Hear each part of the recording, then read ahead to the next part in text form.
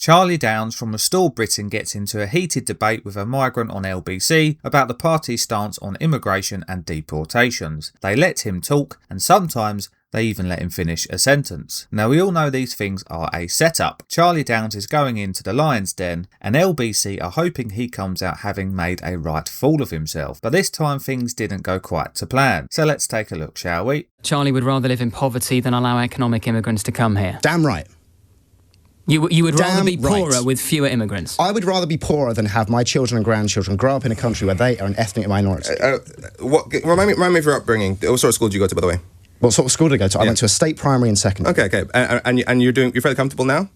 Why are you asking these questions? It's just that Rupert Lowe, Nigel Farage, Richard Tice, these are all people that are very, very well off. The millionaires, come on. I know, but I've heard... Address the substance of my argument. Do you think it is right for white British children to grow up as a minority in their own country? My issue is, we're hearing from a party that is run by and funded by millionaires saying that they are happy to make the people of this country poorer for their own political agenda. Our country is not funded by millionaires. It's funded by our 140,000 paying members from the British public, many of whom I've met. Is your boss not friends with Musk, like supported by Musk? He doesn't fund us. We're funded by our members, many sure. All of whom are ordinary people. Yeah, millionaires saying they're happy to make the rest of us poor, again, I find it disgusting. I'm not a millionaire, mate. The more Restore Britain can get Charlie Downes on TV, in interviews and debates, the better, because he absolutely embarrassed this African fella here who I'm pretty sure didn't even realise it. Now, firstly, it's so refreshing to see someone just reject the framing outright, that the economy is more important than the people, that the GDP must come before everything else. It's a nonsense and he's right to reject it. And he asks the migrant, do you think it's right that British children will grow up as a minority in their own country? Notice that Femi, I think that's what he goes by, just completely ignores the question. It's as if Charlie didn't even say it. He can't answer it because it's indefensible, and he's not going to say the quiet part out loud on LBC, is he? And that quiet part is he absolutely agrees with it. How do we know? Because he himself is contributing to it. No one's forcing him to be here. If he didn't want to see that reality manifest, he'd leave, wouldn't he? But that's not even enough for him. No, he's actually made it his personal business to go on a crusade to ensure it happens, hence the LBC appearance. And as for the economic argument,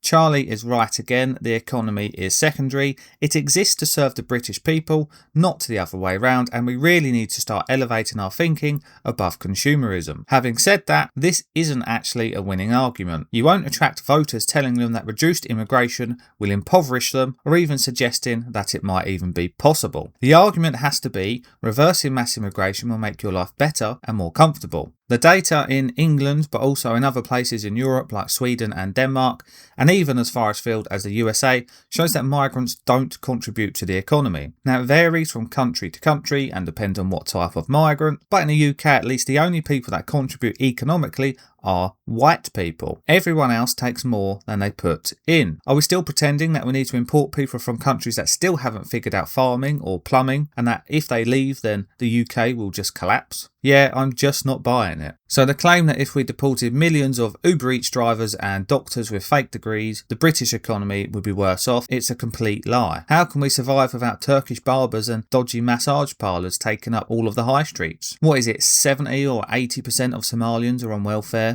Around 70% of all Muslim women in the UK don't work. If with a click of the fingers we deported these people, we'd see economic growth not seen since Germany in the 1930s. That's how much money we're wasting at the moment. And we'd quickly become one of the world's richest countries in the blink of an eye. Instead, we're poorer per capita than Mississippi, which is America's poorest state. Think of all the tens of millions sent home in remittances every year. Think of all the money we'd save on entire communities living on welfare. The money saved just on policing alone. So, although his heart's in the right place and, well, he is actually right, Restore Britain going forward need to promise people life will get better and show them the evidence, not scare them off with talk of poverty and destitution. And then we get to the millionaire nonsense, as if having money rules out anyone's opinion on anything, let alone the demographics of the country you live in. And is that all they've really got? Rupert Lowe isn't a bricklayer or a forklift driver, so you just need to accept becoming a minority in your ancestral homeland. And the fella seems to get stuck in a bit of a loop, like a broken record, just spouting the same drivel over and over again, as if saying it enough times makes him right. Charlie Downes isn't a millionaire, he just looks like a well put together working or middle class Englishman. Now, as great as this was, it would have been nice to see Charlie actually go on the attack a bit more. You know, why are you, a foreigner, telling me, an Englishman, what is or isn't right in my own country? Who the hell do you think you are? Wait a minute! Who are you? Now, I know he's there to be asked questions, but still, you know what I mean. And taking that stance is what Restore Britain really need to do. If you're going to get the non-voters off their bums and down the polling stations, just tell the truth. This is our country, and we're taking it back, whether you like it or not. You can scream and shout and call us names, but it's happening anyway, so get used to it. So that's all from me. Thanks for watching. Please like and subscribe if you're new, and I'll see you later. Cheers.